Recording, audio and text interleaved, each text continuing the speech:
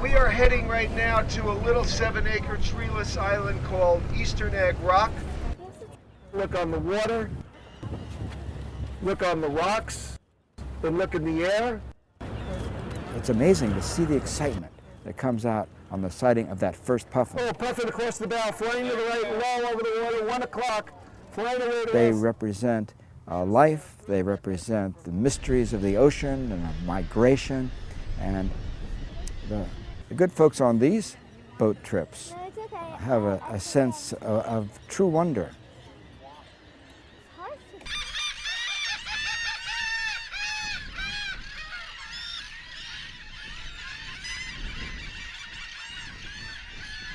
My first experience with puffins was on Machias Seal Island, a Canadian island on the Maine-Canadian border.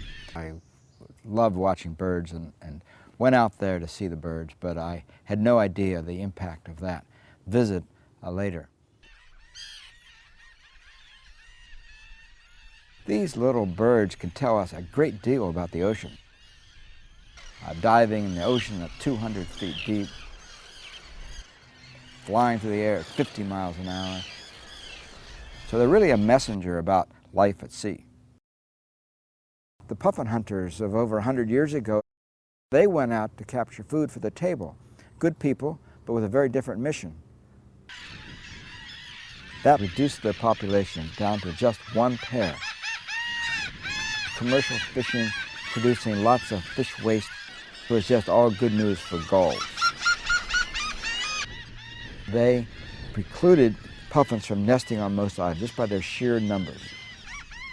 We needed to move those gulls away to create an opportunity for the puffins to nest.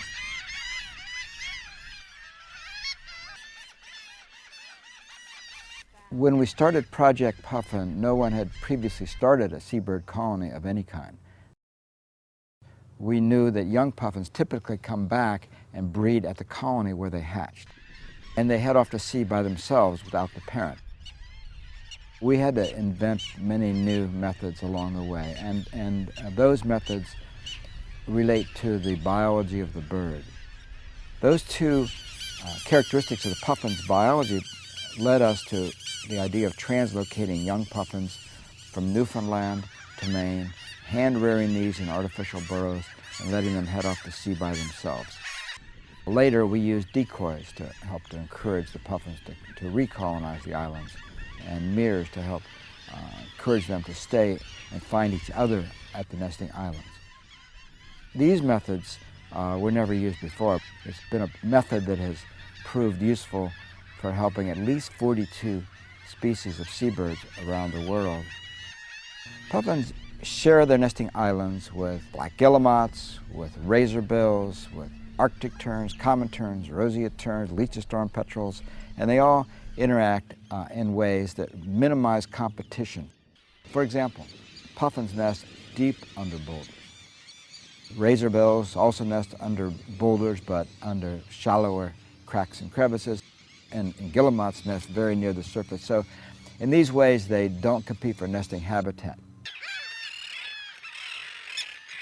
One of the most interesting ways that they interact with other species is their relationship with the terns, surface nesting birds, aggressive birds that chase away predators. And puffins, by nesting under these terns, it's like nesting under a protective umbrella. If a raven or a crow or a hawk were to fly out to the islands, the predator would be chased away quickly by the terns, and the puffins, which are more mild-mannered birds, would benefit. The biggest ongoing challenge here is going to be managing these restored colonies for the long term, because we've learned how to bring these colonies back, we've seen them grow and to expand, but we know that if we were not out there, predators would take over the colonies and displace the colonies.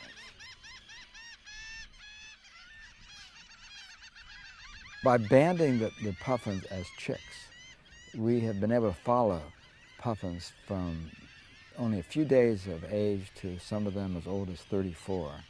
Our puffin that we call Y33, we brought from Newfoundland to Maine in 1977 as a 10-day-old chick.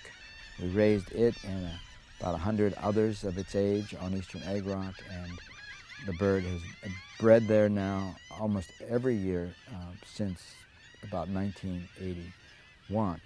So we have these long histories. You do get to know the birds, and I can tell you that when one of our older birds especially doesn't come back, we miss it.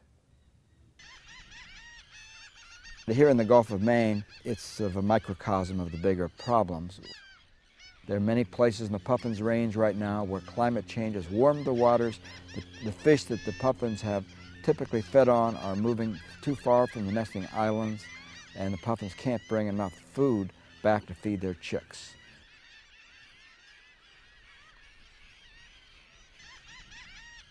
I can see people's values changing as they see the puffin. So they may go on a boat ride, for example, but what they learn is how a few people made a difference. They learned about how values have changed over the years. Because after all, people worldwide need to become stewards of life on Earth or we will lose it. It's important that we all become managers of the planet, recognize that the animals that we share the Earth with are only here really because we care about them.